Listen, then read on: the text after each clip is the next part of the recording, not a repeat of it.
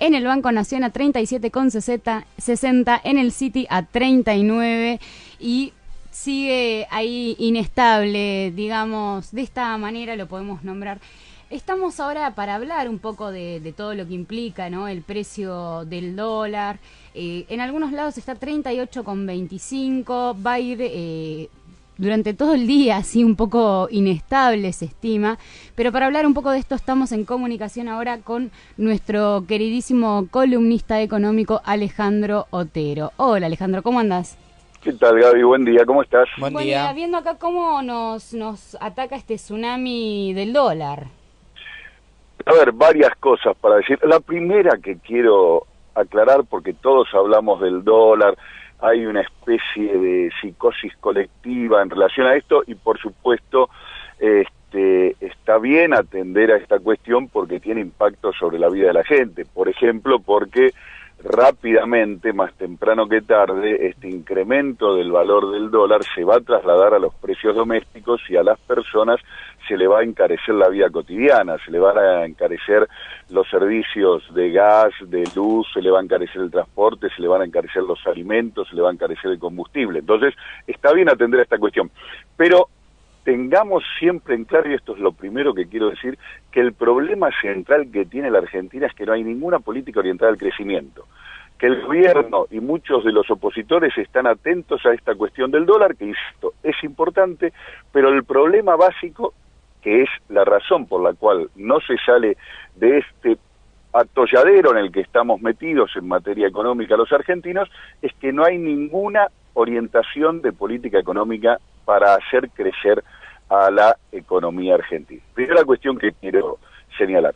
La segunda cuestión que quiero señalar es que, bueno, ¿por qué nos asombramos de que el dólar sigue su rumbo ascendente? Si no hay ningún motivo para que esto no suceda, sino todo lo contrario, es decir, todas las cosas que hace el gobierno no hacen sino conducir a que el dólar, el precio del dólar crezca. Por lo tanto, el precio del dólar va a seguir subiendo en tanto se mantenga la política vigente. Y el gobierno hace saber por todos los medios que él va a continuar con la política vigente. Por lo tanto, lo único que podemos esperar es que el precio del dólar, insisto, siga creciendo, siga con este rumbo ascendente. Me parece que esto es relevante tenerlo claro. Bien, perfecto. Contame entonces, si el dólar sigue con este rumbo ascendente, nosotros sabemos que va a seguir aumentando los precios de las cosas, que bueno, que quizás esto es el motor de esta, como vos dijiste, psicosis colectiva que se está generando. Contame cuáles podrían llegar a ser políticas económicas, que son las que no se están tomando, para poder llevar adelante una estabilidad al menos. Bueno, a ver, la primera cuestión es entender por qué esto pasa. Esto no es una tormenta. Hay un riesgo grande de que el gobierno se termine creciendo su propio discurso acerca de la turbulencia y la tormenta y tome esto como una especie de fenómeno natural y entonces, como ya lo hemos escuchado de boca del mismo presidente, lo único que cabe es esperar que pase, ¿no? Como sucede con las tormentas de verdad, incluso con las más virulentas, los huracanes, los tsunamis, el hombre mucho para hacer no tiene frente a eso más que protegerse y esperar que pase, porque, como dice el dicho popular, siempre que llovió paró. Ahora, en materia económica, la realidad no es como las tormentas, no es que siempre que llovió paró. Para que pare la tormenta hay que hacer algo, y sobre todo hay que hacer algo diferente. Insisto, en la medida en que se reiteren las políticas vigentes, la situación preocupante que hoy tenemos en las pizarras de las casas de cambio y los bancos en relación al precio del dólar y sus consecuencias va a mantenerse. ¿Y cuáles son esas políticas que han llevado a este descalabro? Bueno, en primer lugar, la apertura indiscriminada de la economía. La apertura indiscriminada de la economía ha hecho que, en un contexto de retracción de las exportaciones, las importaciones crezcan mucho más que las exportaciones y por lo tanto la Argentina tiene una sangría fuerte de dólares por ese lado. La segunda política que ha contribuido a esto, en paralelo, es la liberalización del mercado financieros, permitir que los capitales entren y salgan libremente y que todas las operaciones no tengan ningún tipo de restricción ni regulación por parte del Estado, incluida la remoción de la obligación de liquidar divisas para los exportadores dentro de un tiempo razonable. Entonces, eso también contribuye a que los grandes jugadores de tipo especulativo puedan dolarizar sus activos en cualquier momento. Y la tercera cuestión, que ya en los mismos datos oficiales alcanza cifras muy preocupantes de más de 50.000 millones, es la fuga permanente de capitales, donde el endeudamiento, lo hemos dicho muchas veces en esta columna, en tanto se mantiene esta modalidad de tratar de contenerlo vendiendo reservas, no hace más que financiar la fuga de capitales. Se endeuda el país y esos dólares que entran dejando una deuda por detrás a pagar en el futuro, terminan siendo fugados por aquellos que pueden apropiarlo, aprovechando esta política donde el gobierno dice querer contener lo que en realidad no contiene, pero sacrifica las reservas en ese esfuerzo. Entonces, para evitar este descalabro, habría que remover las políticas vigentes. Ahora, ¿cuál es el problema? El gobierno dice que va a persistir, de modo que, Gaby, mientras el gobierno persista en la apertura indiscriminada de la economía, en la liberalización del mercado financiero y de cambio, en permitir que la fuga de capitales continúe indiscriminadamente y que todos puedan acceder al dólar, cualquiera sea el uso que se le dé, un uso relevante o un uso evitable, banal, entonces las cosas van a seguir de este modo.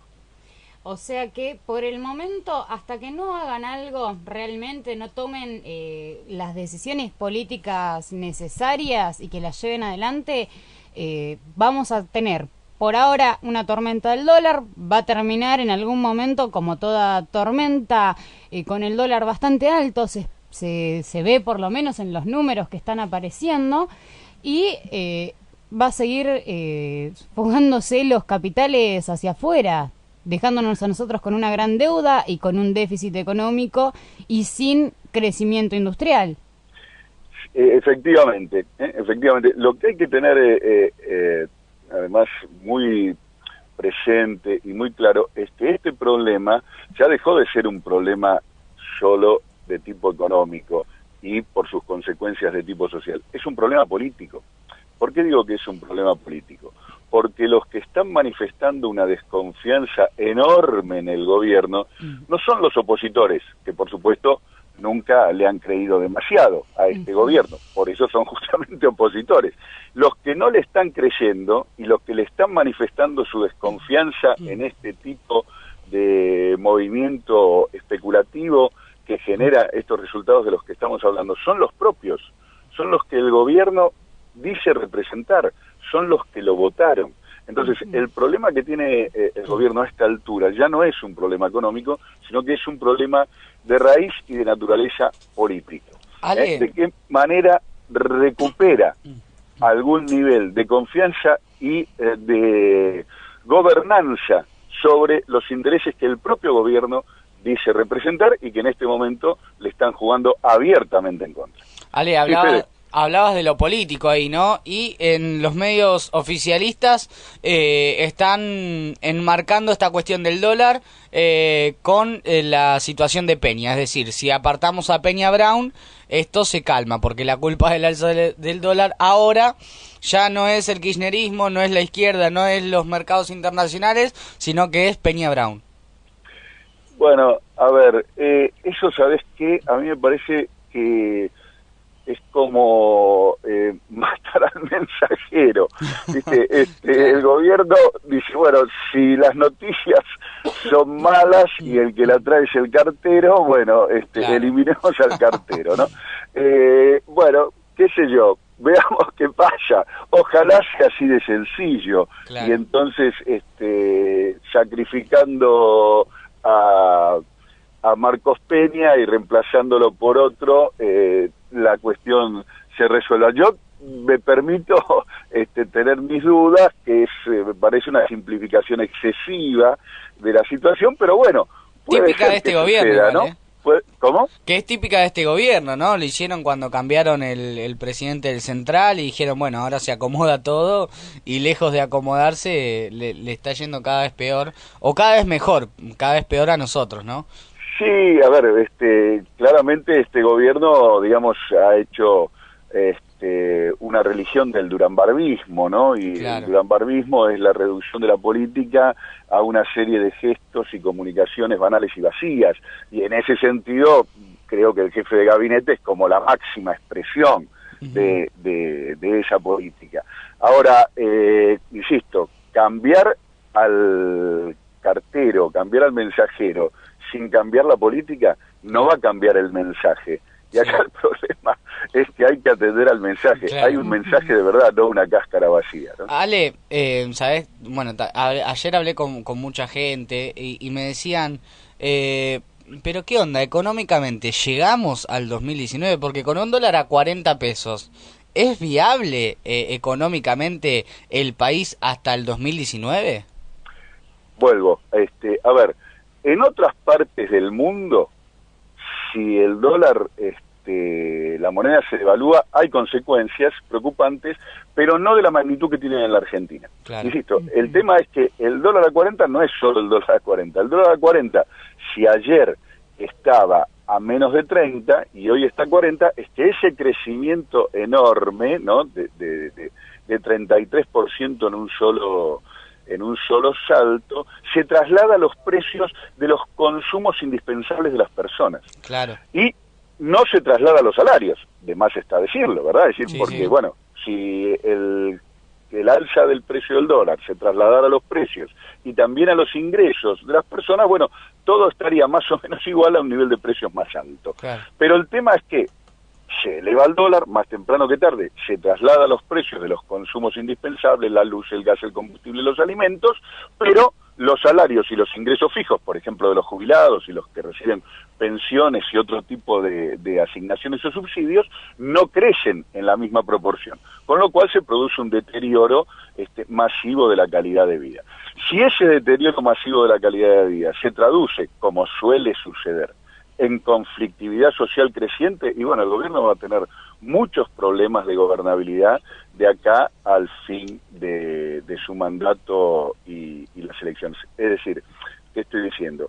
Que todo va a depender de cuál sea la respuesta de la gente. Por ejemplo, ayer tuvimos una muestra palmaria extraordinaria en la movilización de los docentes, los alumnos, los graduados y todos aquellos que defienden la educación pública y en particular el derecho al acceso a la educación superior libre y gratuita, tal como está consagrado en la Argentina. Hubo decenas de miles y centenas de miles de personas que se movilizaron pese a la lluvia, las inclemencias del tiempo, pese a la tormenta, para decirlo en términos como le gusta al gobierno, para manifestar que no están dispuestos a que ese derecho se elimine. Porque de esto se trata, no es un tema solo el salario docente, que está muy bien que los docentes busquen recuperar el terreno perdido justamente por la incidencia de la política económica que recién estábamos explicando. Se trata de que la política de financiamiento del gobierno termina eliminando un derecho. Vos sabés, Gaby, vos sabés que para eliminar un derecho hay dos caminos, ¿no? Sí. Uno es cambiar la letra, es decir, cambiar la ley. Ahora, resulta difícil que un gobierno conservador, incluso como pueda conseguir los votos necesarios para que se elimine el derecho a la educación superior gratuita, tal como está consagrado en la Argentina. Es muy difícil que pueda obtener una victoria parlamentaria como la que obtuvo, por ejemplo, con el tema del aborto. La obtuvo porque, efectivamente, hay muchas personas que estaban, y lo manifestaron, dispuestas a movilizarse en contra de el aborto seguro y gratuito. Muchas estábamos a favor, pero muchas estaban en contra. Ahora, no van a conseguir a nadie que se movilice para eliminar el derecho a la gratuidad en la educación superior, ¿verdad? Por lo tanto, la letra no la pueden cambiar. Y cuando la letra no se puede cambiar, la otra manera de eliminar un derecho es dejar que la letra esté vigente, pero desfinanciarlo. Porque cuando un derecho no tiene financiamiento para ser realizado, se vuelve letra muerta. Claro. Y eso es lo que ha entendido la gente y que no quiere que se vuelva letra muerta el derecho a la gratuidad de la enseñanza y a la educación superior, y por lo tanto se movilizó. Bueno, si eso mismo que se manifestó ayer se reitera, porque la situación general que estamos mencionando a partir de las consecuencias del alza del dólar van a ser de mayor alcance, insisto, el gobierno va a tener muy fuertes y graves problemas de gobernabilidad en lo que le queda de mandato. Bueno, la verdad es que no es un panorama muy esperanzador, pero es lo que nos toca vivir, ¿no? Es lo que hay, la esperanza está en la capacidad de la gente de dar respuesta a esto, ¿no? Digo, y en ese sentido, yo diría, bueno, históricamente el pueblo argentino ha dado respuestas sensatas a políticas demenciales. Y hoy entonces estamos frente a políticas demenciales, es de esperar que haya respuestas sensatas de parte del pueblo argentino.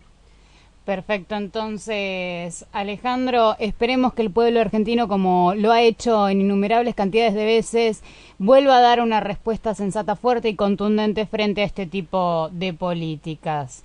Te agradecemos muchísimo toda esta impresionante y clarísima explicación que nos has dado ahora de las consecuencias también de este desfinanciamiento, estas políticas que tiene el gobierno, tanto en materia de educación como en económicas, que en realidad son todas económicas, ¿no? Desde cierto sentido.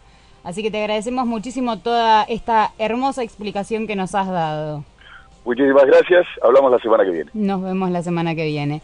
Estábamos en comunicación con nuestro queridísimo columnista económico Alejandro Otero, y yo me quedo con esto, ¿no? A ver, la esperanza la tenemos que poner en la capacidad de reacción de la gente, de nosotros, no digamos la gente al estilo Lanata, sí. O Caputo, o Duhovne, digamos la gente al estilo nosotros. Nosotros tenemos que dar una capacidad y mostrar una capacidad de reacción frente a las políticas que viene llevando adelante este gobierno. Y yo me quedo con otra cosa que decía Ale, que ya no solo es una crisis económica, sino que también empieza a ser una crisis política. Y eso termina siendo un combo explosivo, ¿no? Exactamente. Combo explosivo, ¿no? Exactamente. Combo explosivo, ¿no?